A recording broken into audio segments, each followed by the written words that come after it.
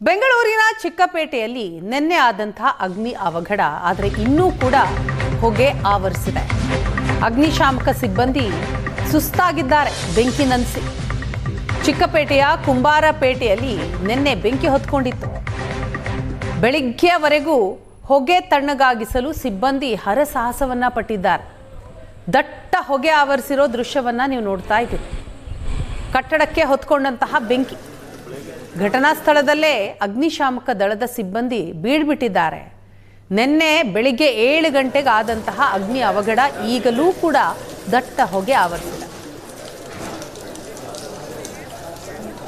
ಚಿಕ್ಕಪೇಟೆಯ ಕುಂಬಾರಪೇಟೆಯಲ್ಲಿರುವಂತಹ ಗೋದಾಮುಗಳಿಗೆ short circuit ಮೂಲಕ ಗೋದಾಮುಗಳಿಗೆ ಬೆಂಕಿ ಅವಘಡ ಆಗಿತ್ತು. ಸದ್ಯ 7 ರಿಂದ 8 ಮಳಿಗೆಗಳು ಸುಟ್ಟು ಬೆಂಕಿಗೆ ಭಸ್ಮ ಆಗಿದ್ವು. ಸದ್ಯ ಅದೇ ಸ್ಥಳದಲ್ಲಿದ್ದೇವೆ. ಇವತ್ತು ಬೆಳಗ್ಗೆನೂ ಸಹ 5 ಗಂಟೆಗೆ ಆ ಒಂದು ಗೋದಾಮುಗಳಿಗೆ ಬೆಂಕಿ ಅವಘಡ ಆಗಿರುವುದು ಮತ್ತು ಬೆಂಕಿ ಕಾಣಿಸಿಕೊಂಡಿರುವಂಥದ್ದು ಮಾಹಿತಿ ಬಂದಿದೆ. ಸದ್ಯ ಸ್ಥಳಕ್ಕೆ ಈಗಾಗಲೇ ನೋಡ್ತಾ ಇದ್ದಾರೆ ನೀವು, 500 ಮೀಟರ್ ದೂರದಲ್ಲಿ ಏನೋ ಒಂದು ಫೈರ್ ಇಂಜಿನ್ ಇಟ್ಕೊಂಡು ಬೆಂಕಿಯನ್ನು ನಂದಿಸುವ ಕಾರ್ಯವನ್ನು ಮಾಡ್ತಾ ಇದ್ದಾರೆ ಒಂದು ಕಡೆ ಏನೋ ಅಗ್ನಿಶಾಮಕ ಸಿಬ್ಬಂದಿಯವರು.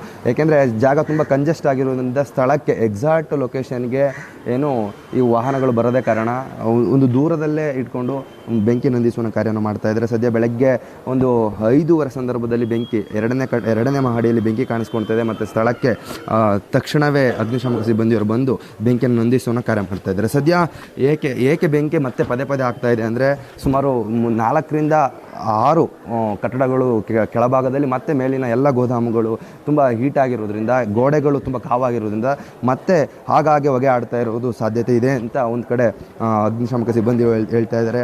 ಅತಿಯಾದ ಪ್ಲಾಸ್ಟಿಕ್ಕನ್ನು ಒತ್ತಟ್ಟಿಗೆ ಹಾಕಿರುವುದು, ಅದ್ರ ಜೊತೆಗೆ ನೀವು ನೋಡ್ತಾ ಇದ್ದೀರಾ ಏನು ಕಂಬಗಳು, ಎಲೆಕ್ಟ್ರಿಕ್ ಕಂಬಗಳು ಮತ್ತು ವೈರ್ಗಳು ಕಟ್ಟಡಕ್ಕೆ ಅಂಟಿಕೊಂಡಿರೋದು ಯಾವ ಸಂದರ್ಭದಲ್ಲೂ ಶಾರ್ಟ್ ಸರ್ಕ್ಯೂಟ್ ಆಗ್ಬೋದು. ಅದ್ರ ಜೊತೆಗೆ ಒತ್ತಟ್ಟಿಗೆ ಇರೋದ್ರಿಂದ ಒಂದು ರೀತಿ ಬೇಸಿಗೆ ದಗೆಯಲ್ಲಿ ಹೀಟ್ ಆಗಿರೋದು. ಆ ಸಂದರ್ಭ ಅದಕ್ಕೋಸ್ಕರನೇ ಏನೋ ಶಾರ್ಟ್ ಸರ್ಕ್ಯೂಟ್ ಆಗಿ ಗೋದಾಮುಗಳಿಗೆ ಬೆಂಕಿ ಕಾಣಿಸ್ಕೊಂಡಿದೆ ಅಂತ ಮಾಹಿತಿಯನ್ನು ಸಹ ಸಿಬ್ಬಂದಿಯವರು ತಿಳಿಸ್ಕೊಡ್ತಾ ಇದ್ದಾರೆ. ಎಲ್ಲ ಒಂದು ಕಡೆ ನಿರ್ಲಕ್ಷ್ಯ ಸಹ ಇರ್ಬೋದು, ಒತ್ತಟ್ಟಿಗೆ ಇರುವಂಥ ಕಂಬಗಳು ಸಹ ಬೆಂಕಿ ಕಾಣಿಸ್ಕೊಳ್ತಾ ಇದೆ.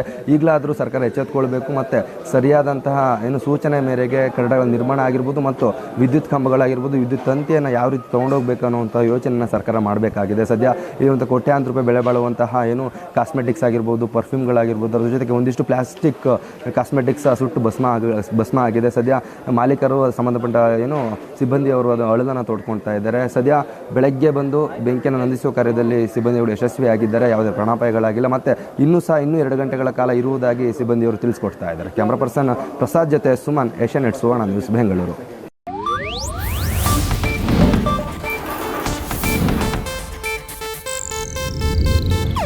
ಇದು ಏಷ್ಯಾನೆಟ್ ನ್ಯೂಸ್ ನೆಟ್ವರ್ಕ್ ಪ್ರಸ್ತುತಿ.